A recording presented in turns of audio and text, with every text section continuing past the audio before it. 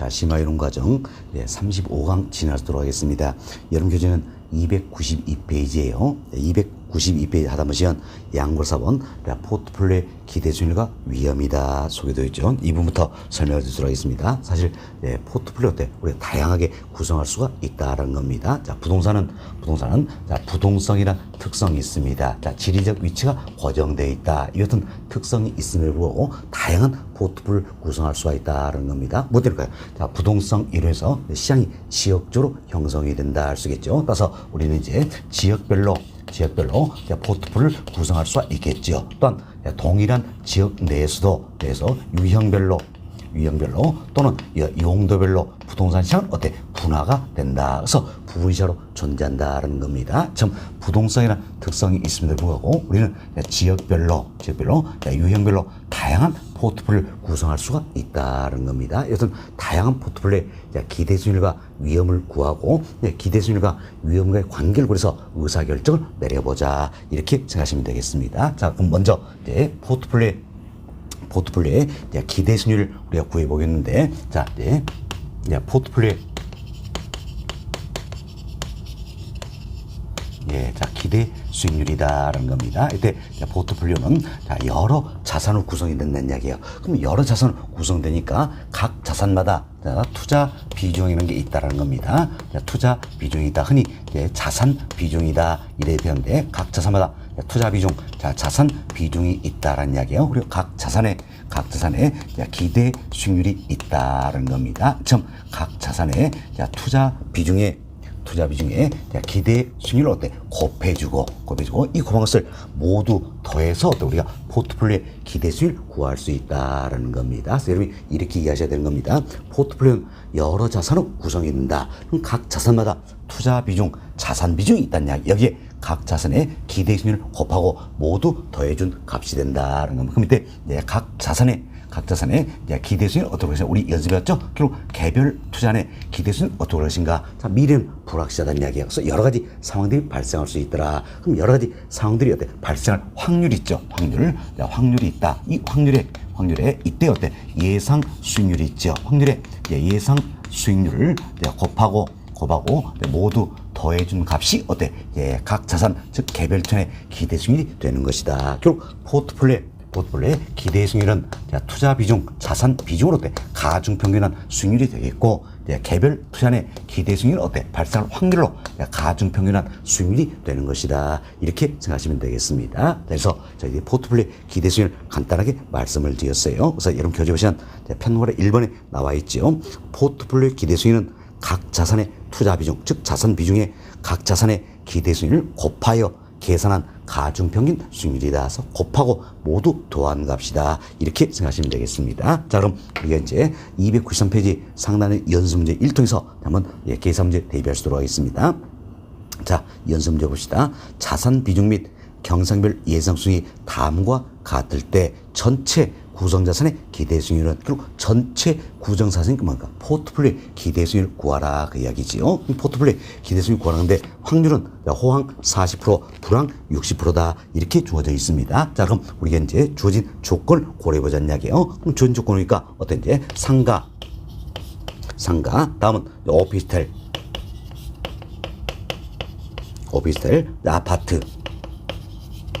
아파트 여튼 세 부동산으로 포트폴리오 구성되어 있다 할 수 있겠죠. 그리고 그 보니까 자산 비중이 나와 있네요. 그럼 자산 비중이 결국 뭡니까? 투자 비중이다라는 겁니다. 그래서 상가에는 20%, 오피스텔 30%가 되겠죠. 아파트는 50%다. 이렇게 자산 비중이 주어져 있습니다. 그리고 그 보니까 경상별 예상 수익률이 주어져 있지요. 예상 주어졌는데 이제 호황일 때,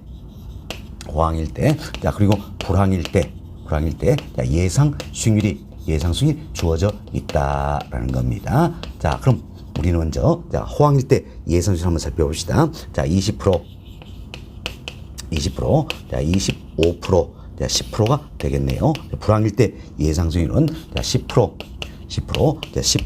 8%다라는 겁니다. 자, 그럼 우리가 주어진 조건을 고려해보자는 이야기예요. 사실 주어진 조건을 고려하겠는데, 자, 지금 문제는 뭘 구하는 겁니까? 바로 포트폴리오의 기대 수익률을 구하는 것이다. 그럼 포트폴리오의 기대 수익률은 어떻게 한댔어요? 포트폴리오는 여러 자산을 구성하니까 각 자산의 투자 비중, 즉 자산 비중이 있다는 이야기. 여기에 각 자산의 기대 수익률 곱했을 때 모두 더한 값이다. 그 이야기죠. 그럼 자, 준 조건이니까 자산 비중, 투자 비중 가르쳐 줬네요. 그렇게 했지만 기대 수익률은 나와 있어, 안 나와 있어요? 안 나와 있죠? 그럼 어때? 별도로 계산을 하라 그 이야기지요. 그래서 항상 우리 시험은 이런 박스가 있기 때문에 조금 더 계산을 빨리 하기 위해서는 요령을 익히는 게 중요합니다. 그래서 자산 비중, 즉 투자 비중에 기대 수익률 곱해서 더한 값이다. 그래서 바로 여러분이 이 표에 여기에 때 항목 하나 만들어버리잖아요. 여기 뭐라고? 자, 기대 수익률이다. 각 자산의 기대 수익률이다. 이 칸을 하나 만들어버리자는 이야기예요. 그럼 이 칸을 하나 만들었을 때 기대 수익률 구해서 여기에 적고 이제 포트폴리오 기대수익을 구하면 되겠다라는 것을 하나 만드는 게 요령이다. 이렇게 생각하시면 그럼 각 자산의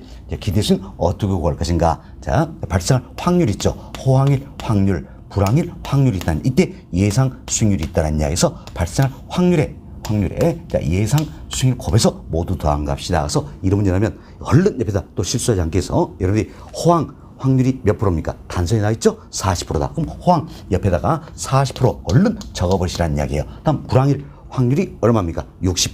그럼 불황 옆에 60% 얼른 적어버리자라는 겁니다. 적어버리자. 그래서 우리는 이제 상가 그리고 오피스텔, 아파트 이 같은 개별 자산들의 기대 수익률 이것부터 먼저 구하자는 이야기예요. 구하자. 자, 그럼 어떻게 한다했습니까? 먼저 상가입니다. 상가는 자, 호황일 확률이 몇 프로입니까? 40%죠. 이때 예상 수익이 어때? 20%다라는 겁니다. 그럼 이걸 곱해주면 되겠지요. 다음 불황일 확률은 60%죠. 예상 수익 10%다. 이걸 곱했을 때 더한다. 그럼 우리는 이제 계산기 활용을 해봅시다. 우리 이제 메모리는 활용해서 한 방에 끝내버리자라는 겁니다. 자, 메모리는 활용할 수 있도록 하겠습니다. 계산기 꺼내세요. 항상 우리가 이제 계산할 때는 새로 시작할 때 AC나 ON 이런 걸 누르고 메모리는 활용할 때는 MC 몇 번 눌러버리고 출발하자 그랬습니다. 저는 그대로 따라서 해보세요. 자, 호황일 확률 40%죠? 0.4 곱하기 자, 예상수익 20%죠? 0.2 M 플러스 다음 불황일 확률 60%죠? 0.6 곱하기 예상수익 10%다. 0.1 M 플러스 그리고 MR 눌러보세요. 누르시면 얼마 나옵니까? 0.14 나오죠? 결국 상가의 기대 수익률은 어떤지 14%다라는 걸 찾아냈습니다. 얼른 적어 놓으시면 되겠죠, 이제. 다음, 오피스텔 계산해 봅시다. 자, 오피스텔 계산합시다. 자, AC 누르시고요.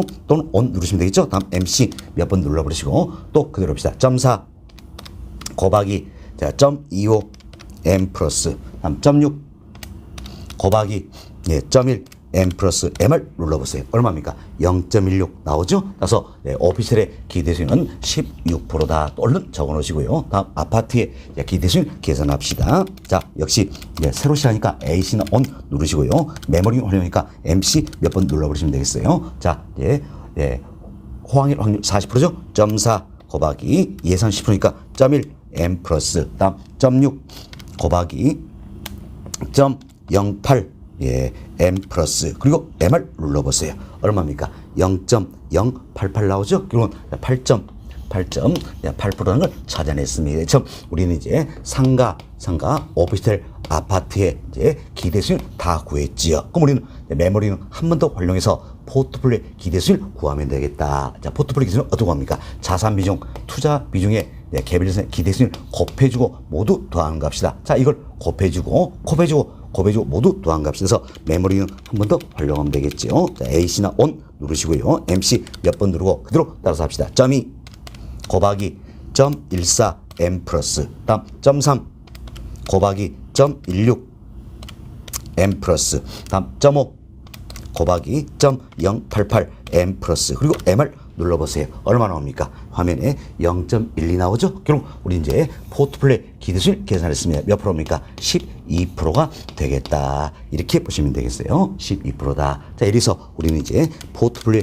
기대수익 계산할 수 있다는 겁니다. 자, 따라서 답은 몇 번입니까? 2번. 12%다. 이렇게 보시면 되겠죠. 어때? 우리 메모리는 활용하니까 훨씬 더 시간을 단축해서 계산을 할 수 있다 생각하시고 이를 근본적으로 공식은 외우실 필요 없어요. 외우시는데 원리를 이해하셔야 되는 겁니다. 자, 포트폴리오 기대수익 어떻게 합니까? 포트폴리오는 여러 자산으로 구성된다. 그래서 각 자산마다 투자 비중이 있다는 이야기예요. 투자 비중, 즉 자산 비중에 각 자산의 기대수익을 곱해서 모두 더하는 값이다. 이 요령을 익히시면 되는 거예요. 그러면 개별 자산의, 즉 각 자산의 기대수익은 예, 자, 미는 불확실하니까 여러 가지 상황이 발생할 수 있다. 발생할 확률 여기에다가 이때 예상 수익을 곱해주고 모두 더한 값이다. 이 원리를 잘 이루시면 되겠습니다. 자, 참 우리 이제 포트폴리오 기대 수익을 구했습니다. 다음 이제 포트폴리오 위험을 구해보자라는 겁니다. 위험을 구하는데 편의상 우리가 상가를 A, 오피스텔 B, 아파트를 C 이렇게 표현을 한번 해보겠습니다. 왜? 시기 기니까 기호로서 이렇게 나타내 보겠다라는 겁니다. 자, 그럼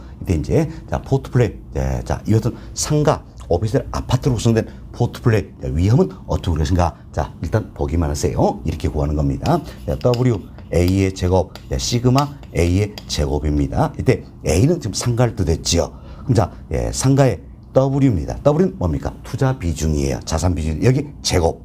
그리고 상가의 시그마의 제곱이니까 분산값이 되겠죠? 이걸 때 곱해준 값이다라는 겁니다. 플러스 W B의 제곱 시그마 B의 제곱 플러스 W C의 제곱 시그마 C의 제곱 적지 말라 그랬죠? 플러스 이 W A W B 시그마 A 시그마 B 로 A B 다음 플러스 이 W A W C 시그마 A 시그마 C 로 A C 플러스 이 W B W C 시그마 B 시그마 C 로 B C 이렇게 해서 우리가 이렇던 상가 오피스텔 아파트로 우선 포트폴리오 분산값을 구한다는 이야기예요. 구한다. 여기에 제곱권을 취해주면 어때? 이제 표준 편차값을 구할 수 있다라는 겁니다. 이래서 포트폴리오 위험을 계산하게 된다는 겁니다. 어때요? 눈으로 한번 보셨죠? 예, 제가 적지 말라 그랬잖아요. 물론 적으신 분도 중간에 때 포기하셨을 거예요. 예, 적지 말라. 그래서 한번 보는 걸로 만족을 하자 이렇게 생각합니다. 그래서 깨끗이 계산은 포기하고 보는 걸로 만족하자는 겁니다. 자, 이래서 저희들이 이제 포트폴리오 기대 수익률과 위험에 대해서 말씀을 좀 드렸습니다. 사실 저희들이 이제 개별 투자안도 기대 수익률 구하는 연습은 반드시 하셔야 된다고 했습니다. 그러나 표준편차 즉 위험 구하는 건 우리 포기하자 그랬죠? 포트폴리오가 마찬가지입니다. 기대 수익률 구하는 건 연습을 하셔야 되는 거예요. 그렇지만 위험 즉 표준편차값 구하자 이건 깨끗이 포기하는 것이다. 그래서 보는 것만 만족하고 우리는 개별 투자이나 포트폴리오의 기대 수익률만 구하는 연습하자라는 겁니다. 됐습니다. 자, 이렇게 해서 저희는 포트폴리오 기대 수익률과 위험에 대해서 말씀을 좀 드렸습니다. 자, 앞서 제가 설명드렸지만 우리는 다양한 포트폴리오를 구성할 수가 있더라는 겁니다. 좀 다양한 포트폴리오를 구성해서 이 포트폴리오의 기대 수익률과 위험을 구한다는 이야기예요. 그래서 좌표 평면상에 나타내 보자라는 겁니다. 그럼 자, 이 같은 좌표 평면상에 나타내 보자라는 겁니다. Y축은 포트폴리오의 기대 수익률이 되겠습니다. 기대 수익률. 자, X축은 포트폴리오 위험이다. 위험은 주로 표준 편차의 값을 활용한다는 겁니다. 그래서 이제 1번 포트폴리오는 기대 수익률 여기입니다. 그리고 위험은 이 크기란 이야기야. 그럼 기대 수익률과 위험 관계를 고려해서 이 점을 이렇게 찍어볼 수가 있다라는 겁니다. 또 2번 포트폴리오는 기대 수익률이 이 크기네요. 위험은 이 크기다라는 겁니다. 그럼 어때? 연결해서 이 점을 찍어볼 수가 있다라는 겁니다. 지금 우리는 다양한 포트폴리오 구성할 수 있기 때문에 여기도 수많은 점을 찍어볼 수 있다. 그 다양한 포트폴리오 기대 수익률과 위험과의 관계를 고려해서 수많은 점을 찍어볼 수 있다는 이야기. 왜? 워낙 다양한 포트폴리오를 구성할 수 있기 때문이다라는 겁니다. 자, 이렇게 수많은 점을 찍어볼 수가 있다라는 겁니다. 이제 그만 찍죠. 됐습니다. 그럼 이 중에 하나를 선택해보자. 이게 바로 이제 포트폴리오 선택 이론이 되는 것이다. 이렇게 보시면 되겠어요. 이제 이 중에 하나를 선택하자. 그럼 먼저 우리는 이 생각하셨죠. 항상 여러분이 기대 수익률과 위험 나오면 결국 뭘 떠올립니까? 지배의 원리. 이걸 떠올려. 평균상 기자법 지배의 원리. 이걸 떠올려야 된다는 이야기예요. 그래서 먼저 우리가 지배의 원리를 충족시키는 지배를 충족시키는 포트폴리오를 찾는 것이다라는 겁니다. 그럼 이제 지배 원리를 충족시키는 포트폴리오를 찾자라는 이야기예요. 그럼 지배를 충족시키는 게 뭐예요? 동일한 이 크기로 기대수익이 동일하다는 이야기예요. 그럼 이 크기로 기대수익이 동일한데 위험이 다른 여러 포트폴리오 이선상이 있겠죠. 이때는 지배율 충족시는 뭡니까? 동일한 기대수는 위험이 가장 적은 포트폴리오, 이게 어때? 지배율을 충족시킨다 할 수 있겠죠. 그럼 이 선상에 있는 나머지 포트는 모두가 어때? 지배당하는 것이다. 더 이상 내가 투자해서는 될 수가 있죠? 다 배제가 된다는 이야기예요. 다음은 또 이제 기대 수익률이 이 크기로 같습니다. 이 크기로 같은데 또 위험이 다른 여러 이 선상에 여러 포트폴리오가 있다라는 겁니다. 여러 포트폴리오다. 그럼 이 중에 지배율 충족이 뭡니까? 위험이 가장 적은 포트폴리오다 할 수 있겠죠. 그럼 자, 이 선상에 있는 나머지 포트폴리오는 모두가 어때? 지배당하는 것이다. 이렇게 생각하시면 되겠어요. 다음 이제 자, 이 크기로 위험이 동일합니다. 그럼 자, 이 크기로 위험이 동일하지만 기대수익이 다른 여러 포트폴리오가 있다는 이야기예요. 이 선상에. 그럼 이때 어때? 기대수익이 가장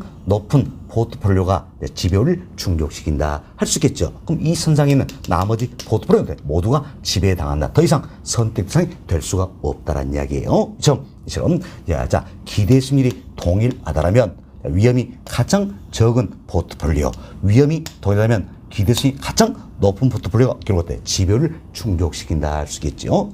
지배 원리를 충족시키는 포트폴을 찾는다는 이야기. 지배 원리를 충족시키는 이 포트폴 우리 흔히 뭡니까? 효율적 포트폴리오다 이렇게 표현하는 겁니다. 효율적 포트폴리오 이걸 찾았어요. 자, 효율적 포트폴을 찾았다는 이야기예요. 찾았다. 그래서 이걸 선으로 연결해보자는 겁니다. 자, 효율적 포트폴을 찾아서 선으로 연결해보자. 그럼 이 같은 선이 나온다는 이야기예요. 자, 이 선을 가르쳐서 우리가 뭐라고 합니까? 바로 효율적 프론티어다 이렇게 표현하는 겁니다. 자, 효율적 프론티어다라고 표현하는데, 자, 효율적 프론티어다라는 겁니다. 이는 우리말로 효율적 전선, 효율적 투자선 이렇게도 표현되는 겁니다. 그럼 우리 시험은 효율적 프론티어 이런 표현을 쓰기 때문에 제가 효율적 프론티어다 이렇게 표현해 드렸어요. 그럼 자, 효율적 프론티어는 결국 뭘 이야기합니까? 바로 지배 원리를 충족시키는 포트폴리오들이더라. 지금 지배 원리를 충족시키는 포트폴리오를 찾아서 선으로 연결한 게 효율적 프론티어가 되겠다는 겁니다. 따라서 동일한 기대수익 하에서는 위험이 가장 적은 포트폴리오 이걸 찾아서 선으로 연결한 게 효율적 프론티어가 되겠지요. 다음 동일한 위험 하에서는 기대수익이 가장 높은 포트폴리오 이게 어때? 지배율 충족하잖아요. 이걸 찾아서 선으로 연결한 게 효율적 프론티어다. 여튼 지배 원리를 충족시키는 포트폴리오를 찾아서 선으로 연결한 게 바로 효율적 프론티어가 되는 것이다 생각하시고, 여튼 효율적 프론티어는 어떤 모습입니까? 자, 우리 이렇게 했죠? 우상향한다라는 이야기예요. 효율적 프론티어는 우상향한다라고 보시면 되겠어요. 그럼 효율적 프론티어가 우상향하는 이유가 있지요. 뭐 때문일까요? 자, 보세요. 이 크기로 위험이 같다라는 이야기예요. 그럼 이 크기로 위험이 같다. 그럼 동일한 위험 하에서 가장 높은 수익을 얻을 수 있는 포트폴리오 때 효율적 프론티어 선상에 있지요. 그럼 이 크기로 위험을 부담하면서 이보다 더 높은 수익률은 얻을 수 있어요, 없어요? 없죠? 그럼 이보다 더 높은 수익률을 얻기 위해서 그만큼 위험을 더 부담해야 된다. 이런 의미다라는 겁니다. 자, 잘 보세요. 효율적 프론티어는 어떤 모습입니까? 우상향하는 모습이다. 효율적 프론티어가 우상향한다는 얘기 무슨 뜻이에요? 자, 동일한 위험 하에서 가장 높은 수익을 얻을 수 있는 포트폴리오가 효율적 프론티어 선상에 있죠? 이보다 더 높은 수익을 얻기 위해서 그만큼 위험을 더 부담해야 된다. 자, 이런 의미가 된다 생각하시면 되겠습니다. 자, 그럼 이와 같은 효율적 프론티어 여기에 의해서 효율적 프론티어 아래에 있는 모든 포트폴리오에 지배당한다 할 수 있겠지요. 그래서 효율적 프론티어 전체입니다. 효율적 프론티어 여기에 의해서 효율적 프론티어 아래에 있는 이 모든 포트폴리오 지배당한다. 그래서 더 이상 선택 대상이 될 수가 없다라는 겁니다. 이들은 더 이상 선택 대상이 될 수가 없다는 이야기예요. 그럼 자, 남아있는 것 결국 효율적 프론티어 선상에 있는 포트폴리오가 있다는 이야기예요. 효율적 프론티어 선상에 있는 자, 이와 같은 포트폴리오가 있다라는 겁니다. 편의상 우리가 이제 이걸 A 포트폴리오, B, 자, 다음 C, D 포트폴리오다 생각해 봅시다. 그럼 자, 보세요. 이제 A, B, C, D 포트폴리오는 효율적 프론티어 선상에 있다는 이야기예요. 그럼 효율적 프론티어 선상에 있는 자, A, B, C, D 이 포트폴리오는 서로를 지배할 수 있어요, 없어요? 없다라는 거지요. 자, 보세요. A와 B를 비교해 봅시다. 그럼 B가 A보다 기대수 높고 위험도 크잖아요. 이처럼 어느 한 투자안이 다른 투자안보다 기대수 높고 위험도 크다면 서로를 지배할 수 있다 없다? 없다라는 이야기예요. 없다. 다음 B와 C도 마찬가지죠. C 포트폴리오가 B 포트폴리오가 기대수 높고 위험도 크다는 이야기예요. 다음 C와 D를 비교해보니까 마찬가지죠. D 포트폴리오가 C 포트폴리오보다 기대수 높고 위험도 크다는 이야기예요. 이처럼 이제 효율적 프론티어 선상에 있는 포트폴리오들은 서로를 지배할 수가 없다. 그럼 결국 이 사람이 나면 A, B, C, D 이 중에 지배 당하는 건 있어요, 없어요? 없죠. 모두가 지배 원리를 충족하게 된다. 그래서 지배 원리를 충족하는 포트폴리오 이걸 쳐서 선으로 연결한 게 바로 뭐가 되는 겁니까? 효율적 프론티어가 되는 것이다. 여튼 효율적 프론티어 선상에 있는 이 포트폴리오들은 서로를 지배할 수가 없다라는 겁니다. 따라서 지배 원리 끝나면 A, B, C 중에 하나를 선택할 수가 있어요, 없어요? 없다라는 게 문제지요. 그럼 우리는 이 중에 하나를 선택하기 위해서 포트폴리오 선택으로서는 투자자의 무차별 효용성을 결합을 시키는 겁니다. 투자자의 무차별 효용 곡선이다. 그런데 이걸 줄여서 무차별 곡선이다 이렇게 표현하는 겁니다. 무차별 효용 곡선 줄여서 무차별 곡선이다. 이걸 결합시킨다는 이야기야. 그럼 자 보세요. 무차별 곡선이다. 자, 이건 뭐리 말인가? 바로 효용 즉 만족도죠. 만족도에 무차별 차별이 없다라는 이야기야. 그럼 결국 만족도에 차별이 없다는 이야기는 뭡니까? 만족도와 똑같다는 이야기지요. 그럼 똑같은 만족을 주는 점들을 연결해서 선으로 만드는 게 바로 무차별 효용 곡선이 되는 것이다. 이렇게 보시면 되겠어요. 그럼 자, 우리 위험 회평이 있죠. 사실 지배 원리 이 자체가 위험 회평 투자자를 전제라는 거죠. 그래서 이제 우리들의 즉 위험 회평 투자자들의 무차별 곡선은 어떤지 원점에서 볼록합니다. 원점에서 볼록한 자 우상향의 모습으로 나타나게 된다는 겁니다. 이처럼 원점에 볼록한 우상향의 모습으로 나타난다라는 겁니다. 자 이제 이분을 조금 더 설명을 좀 드리도록 하겠습니다. 아마 여러분들이 이분 이해가 좀 안 되시는 분들이 많을 것 같아서 조금 더 설명하다 보면 아주 우리가 쉬운 사례를 한번 들어서 말씀을 드립니다. 자, 아주 쉽게 우리 예상합시다. 내가 1,000만 원을 가지고 주식 계좌를 개설했어요. 그래서 첫 번째 날입니다. 첫 번째 날 계좌 개설해서 첫 번째 날 100만 원 손해봤습니다. 100만 원 손해봤어요. 그럼 기분이 좋아요, 안 좋아요? 안 좋잖아요. 기분이 안 좋아요. 근데 기분이 이만큼 안 좋았습니다. 그렇지만 그래도 다음 날은 오르겠지. 희망이 좀 있는 거지요. 다음 날 또 어때? 또 똑같이 100만 원 또 손해를 봤습니다. 그럼 어때? 1일차 첫 번째 날 100만 원 손해봤죠. 그 다음날도 100만 원 손해봤어요. 똑같은 100만 원 손해봤지만 기분 나쁜 정도 어때? 다르더라는 이야기예요. 그럼 첫 번째 날보다 두 번째 날 기분이 더 나쁠 거 아니에요? 그죠? 더 나쁘더라. 그럼 기분이 이렇게 더 나쁘더라는 이야기예요. 다음 세 번째 날 역시 똑같이 100만 원 손해를 봤다는 이야기야. 그럼 이때는 어때? 기분이 더럽죠 이제. 더 나쁘더라. 기분이 더 나쁘더라라는 겁니다. 참 기분이 더 나쁘더라는 이야기. 그럼 이 사람을 평상시 마음으로 돌리기 위해서 첫 번째 날은 이만큼 보상해주면 평상시 마음으로 돌아왔다는 이야기예요. 그렇지만 둘째 날은 이만큼 보상해주면 평상시 돌아올 거 아니겠죠. 이만큼을 보상을 해줘야 어때? 평상시로 돌아온다는 이야기예요. 그럼 세 번째 날은 어때? 이만큼을 보상을 해줘야 평상시로 돌아오게 된다는 걸 알 수 있다는 이야기예요. 이게 바로 뭡니까? 우리들 위험 회평이다라는 겁니다. 그럼 자, 이걸 우리가 이제 그림을 한번 나타내 보자라는 겁니다. 그림으로 한번 나타내 보겠는데, Y축은 기대 수익률입니다. X축은 위험이다. 자, 표준 편차 값이다. 이렇게 생각해 봅시다. 자, 그럼 어때? 이처럼 100만 원 손해를 봤다는 이야기예요. 또 100만 원 손해봤죠? 이거 뭡니까? 위험 한 단위가 증가한다. 이렇게 생각할 수 있겠네요. 그렇죠? 자, 첫 번째 날 100만 원 이렇게 손해를 봤어요. 이때는 자, 이만큼 보상해주면 자, 이만큼 예를 들어서 이만큼 보상해주면 평상시 마음으로 돌아왔다는 이야기예요. 그렇지만 두 번째 날 똑같은 이 크기에 손해를 봤죠? 위험을 한 단위 더 부담했다. 이런 의미예요. 그럼 자, 똑같은 크기의 위험을 한 단위 더 부담했을 때 이제 어떻습니까? 이제 이 크기만큼 추가로 이만큼 보상해주면 평상시로 돌아와요? 아니죠. 훨씬 더 많은 보상을 요구한다는 이야기예요. 그 우리들이잖아요. 그렇죠? 그럼 자, 우리는 더 많은 보상을 요구한다라는 거. 그래서 두 번째는 즉 위험 현상이 더 증가하면 이렇게 보상을 해줘야 돼. 평상시로 돌아온다는 이야기예요. 자, 보세요. 자, 위험을 한 단위 부담했을 때는 이만큼 보상해주면 평상시로 돌아왔죠? 다음 위험을 한 단위 더 부담하니까 이만큼을 보상을 해줘야 돼. 평상시로 돌아온다라는 겁니다. 그럼 자, 이 점도 평상시로 돌아왔고 이 점도 평상시로 돌아왔네요. 따라서 평상시로 돌아왔으니까 이 점에서 만족도와 이 점에서 만족도는 같습니까? 다릅니까? 같겠죠? 왜? 평상시 돌아왔으니까. 다만 이제 위험을 한 단위 부담하느냐 한 단위 추가 더 부담하느냐 여기에 따라서 얻고자 한 건 차이가 있다는 이야기예요. 그렇지만 이제 자, 위험을 한 단위 부담했을 때는 이만큼 보상이면 평상시로 돌아왔다.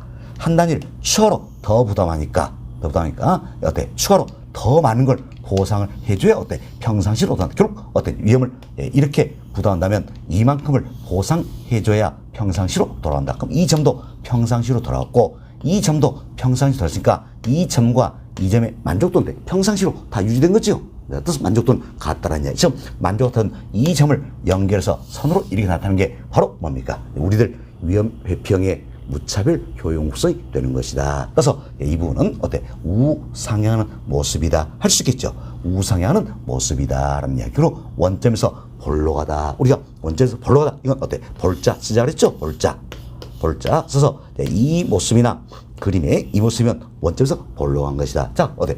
이 모습이니까 여기 들어있죠? 원점에서 볼로 간 것이다. 이렇게 생각하시면 되겠어. 근본적으로 자, 우리들 자, 위험 회피형 투자자의 무차별 요구서는 원점에서 볼로 간 우상향의 모습이 된다는 겁니다. 다만 같은 위험 회피일자도 위험 회피 성향에 따라서 무차별 요구서의 기울기가 달라진다는 겁니다. 그래서 같은 자, 위험 회피형이지만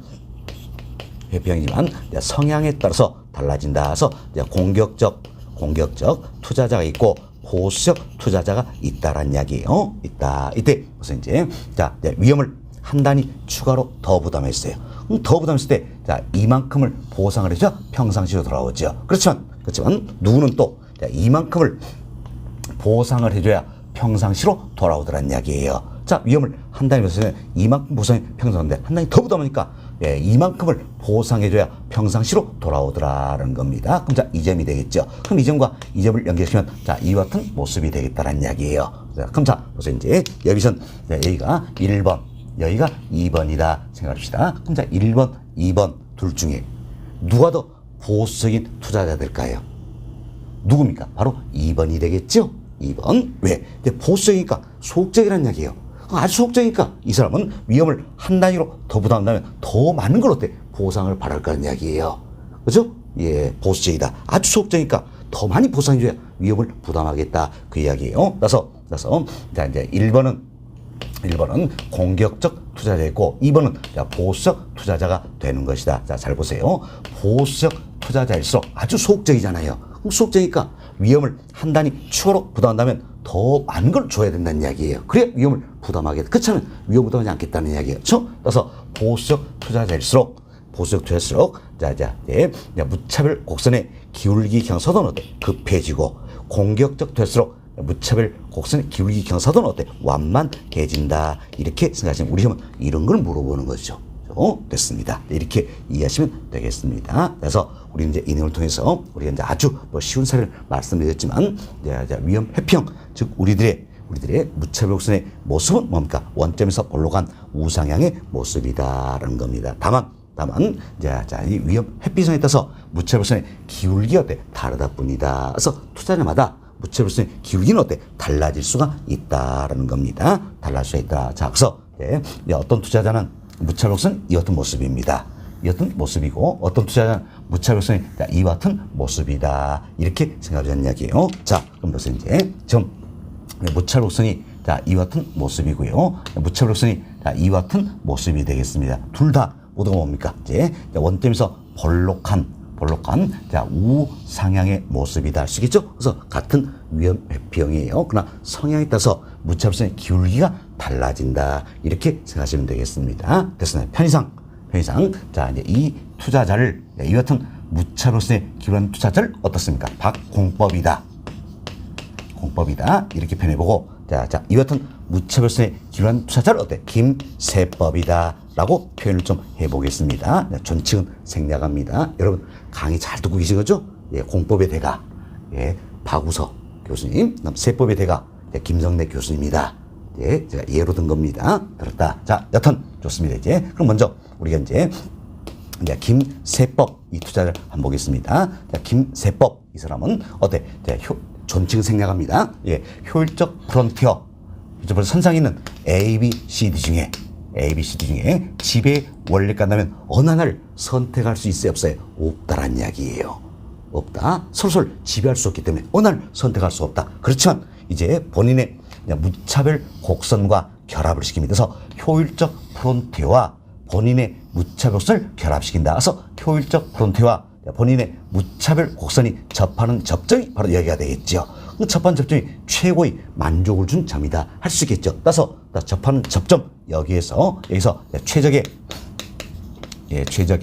포트폴리오를 선택할 수가 있다라는 겁니다. 결국 김세법에게는 자, 지배 원리를 깐다면 A, B, C 하나를 선택할 수가 없었어요. 그렇지만 포트폴리오 선택에서 본인의 무차별 곡선과 결합을 시켜서 자, 효율적 프론티어와 무차별 곡선이 접하는 접점 여기가 최고의 만족을 준 점이다. 여기서 최적의 포트폴리오를 선택할 수가 있다. 그럼 지배 원리까지는 A, B, C 하나를 선택이 못했지만 포트폴리오 선택에서는 하나를 선택하게 됐다. 뭘 선택한 거니까 A를 선택하게 되었다라는 겁니다. 다음 박공법입니다. 역시 마찬가지예요.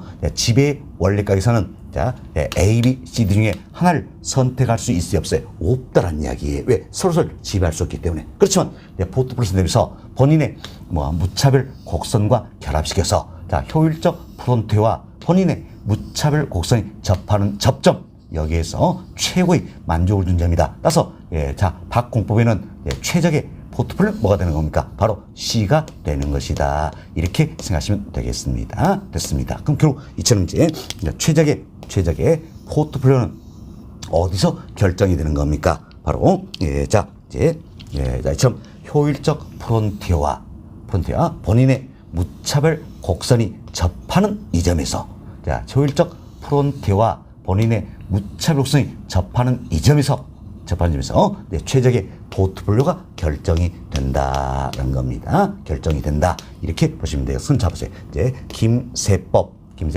박공법 다 마찬가지입니다. 다 마찬가지로 지배 원리에 입각한다면 A, B, C 하나를 선택하지 못했다는 이야기예요. 그렇지만 포트폴리오 선택이론 입각에서 본인의 무차별 곡선을 결합시킨다. 그래서 효율적 프론티어와 본인의 무차별 곡선이 접하는 접점 여기에서 최적의 포트폴리오 때 선택을 하게 된다. 그래서 김세법에게는 최적의 포트폴리오 뭡니까? A가 되겠지요. 반면 박공법에는 최적의 포트폴리오 뭡니까? C가 되겠다. 그래서 지배 원리에서는 어느 하나를 선택할 수 없었지만 포트폴리오 선택을 입각해서 김세법은 어때? A. 자, 박공법은 C. 이를 어때? 선택할 수 있게 된다라는 겁니다. 그래서 최적의 포트폴리오는 어디서 결정됩니까? 참 효율적 프론티어와 투자자의 무차별 곡선이 접하는 접점 여기서 결정이 된다는 겁니다. 흔히 교차하는 점이다 이런 표현이 나왔어요. 이건 잘못된 표현이죠. 자, 보세요. 효율적 프론티어와 본인의 무차별성이 교차한 점은 여기도 되겠죠. 이게 최적입니까? 아니죠. 이때 효용을 증가시켜서 무차별성을 상향 이동시켜야 되겠죠. 여기서 효율적 프론티어와 무차별 곡선이 접하는 접점 여기가 최적이 되는 것이다. 교차한 점이 아니라는 얘기. 접하는 접점에서 최적의 포트폴리오 결정이 된다는 겁니다. 그럼 자, 여기 보세요. 이 사람이니까 김세법에는 A가 최적이었지요. 그렇지만 박공법에는 C가 최적이 된다. 그래서 어느 한 투자자에게 최적인 포트폴리오도 다른 투자자에게 아닐 수가 있다는 걸 알 수가 있겠습니다. 다음 여기서 이제 그럼 자, 박공법, 김세법 둘 중에 다 같은 위험 회피예요. 그렇지만 위험 회피성에 따라서 누가 더 공격적 투자가 될까요? 당연히 박공법이다. 알 수 있겠죠? 박공법. 왜? 더 많은 위험 부담에서 더 높은 수익을 얻고자 하지요. 그래서 박공법이 공격적 투자자가 되겠고 김세법은 더 적은 위험 부담에서 더 낮은 수익을 얻고자 한다. 그래서 어때? 보수적 투자자가 된다. 이렇게 보시면 되겠어요. 됐습니다. 물론 이제 어때? 공포성이 공격적이고 세포성이 보수 이런 의미는 아니에요. 지금 우리 예로 든 것뿐입니다. 됐습니다. 오해하지 마시고요. 좋습니다. 자, 그럼 어때? 공격적 투자일수록 어때? 무차별선에 기울기 경사도 완만하다는 걸 알 수 있겠지요. 보수적 투자일수록 무차별선에 기울여서 어때? 급해진다라는 걸 알 수 있다. 이렇게 해서 한 번 더 정리하시면 되겠습니다. 됐습니다. 그래서 저희들이 이제 포트폴리오 선택을 말씀을 드렸어요. 자, 이 내용 토대로 해서 여름 교재 한 번 더 살펴보도록 하겠습니다. 여름 교재 294페이지 봅시다. 자, 294페이지는 양으로 5번. 야, 최적의 포트폴리오다 소개되고 있죠. 편곡 1번 봅시다. 첫 번째, 자, 효율적 프론티어란 평균무산 지배율을 만족시키는 효율적 포트폴리오를 연결한 선이다. 자, 어때 이제 지금 지배 원리를 충족시키는 포트폴리오 뭡니까? 효율적 포트폴리오다. 1차서 선으로 연결하는 게 효율적 프론티어다 할 수 있겠죠. 이는 어때? 우상향하는 모습이 된다는 겁니다. 이때 효율적 프론티어를 효율적 전선, 효율적 투자선 이렇게도 표현하는 것이다라는 겁니다. 다음 동그라미 1번 보세요. 평균무선 기준에 동일한 위험하에서 최고의 기대수익을 나타낸 포트폴리오다. 자, 보세요. 위험이 동일합니다. 이때 기대수익이 가장 높은 포트폴리오가 결국 지배율을 충족한다 할 수 있겠죠. 좀 지배율을 충족하는 포트폴리오 찾아서 선으로 연결하는 게 뭡니까? 효율적 프론티어다. 이런 의미예요. 동그라미 2번 평균무선 기준에 동일한 기대수익이라 해서 최대 위험을 나타낸 포트폴리오다. 자, 보세요. 기대수익이 동일합니다. 이때 위험이 가장 적은 포트폴리오가 지배율을 충족할 수 있겠죠. 이걸 선택해서 선으로 연결하는 게 뭡니까? 효율적 프론티어다. 결국은 지배 원리를 충족시키는 포트폴리오를 찾아서 선으로 연결하는 게 효율적 프론티어가 된다. 이렇게 보시면 되겠습니다. 다음 동그라미 3번 봅시다. 자, 효율적 프론티어가 우상향한다. 우리 설명했죠? 효율적 프론티어, 이게 우상향한다. 이건 무슨 의미였습니까? 바로, 효율적 프론티어가 이처럼 우상향한다. 이건 무슨 의미였어요? 이제 동일한 이 크기로 위험이 동일한 이야기야. 그럼 효율적 프론티어 선상에 있는 포트폴리오가 가장 높은 수익을 얻을 수 있겠죠. 그럼 동일한 위험을 부담하면서 이보다 더 높은 수익을 얻을 수 있어요. 없죠? 더 높은 수익을 얻을 위험을 그만큼 부담해야 된다. 이런 의미다. 설명드렸었죠? 자, 동그라미 3번 보세요. 효율적 프론티어가 우상향한다는 것은 주어진 위험에서 투자자는 이상의 수익을 얻을 수 없기 때문에 더 높은 수익을 얻기 위해서는 더 많은 위험을 감수해야 된다. 이걸 의미하는 것이다. 자, 설명드린 내용이 되겠습니다. 자, 다음 페이지 봅시다.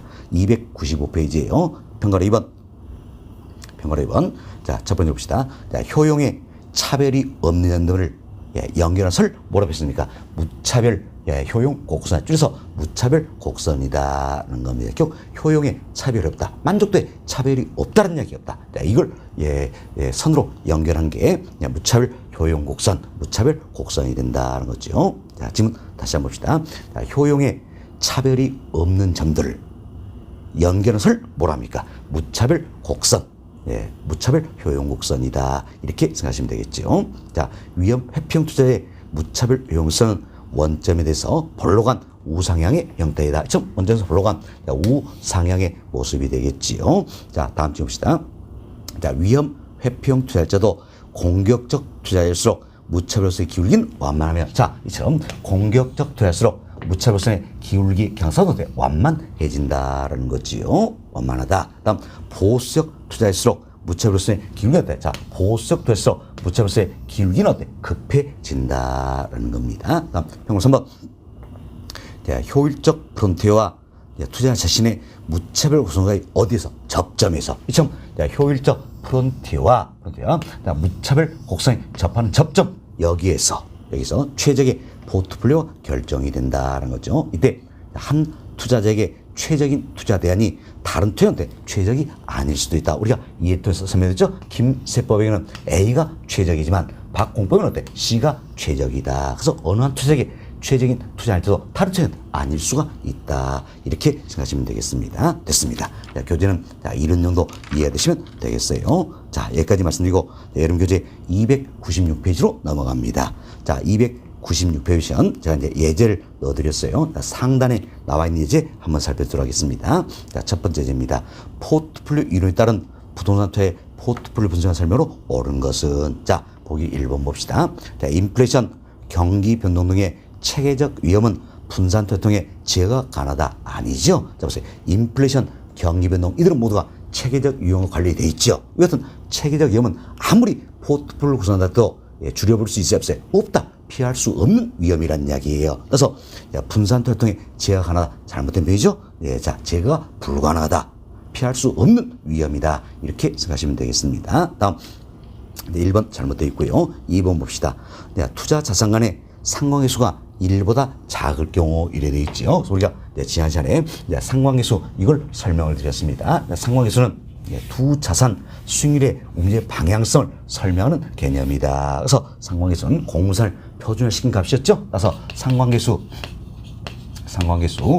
자 기호는 우리가 로 이렇게 되는데 상관계수의 값에 보면 표준값이니까 정해져 있다. 그래서 마이너스 1에서부터 1 사이의 값을 갖는다. 그래서 상관계수 값이 1에 가까우면 가까울수록 두 자산의 수익률의 움직임은 어때? 유사해진다는 이야기예요. 그래서 상관계수 값이 1이라는 이야기예요. 그럼 상관계수 1이다. 이때를 우리가 뭡니까? 완전 정의 상관관계 있다 표현하겠죠? 그럼 상관계수 값이 1이면 두 자산의 수익률의 움직임이 똑같다는 이야기예요. 그럼 자 수익률 움직임이 똑같은 거 두 개, 똑같이 변하는 두 개 섞어놔봐요.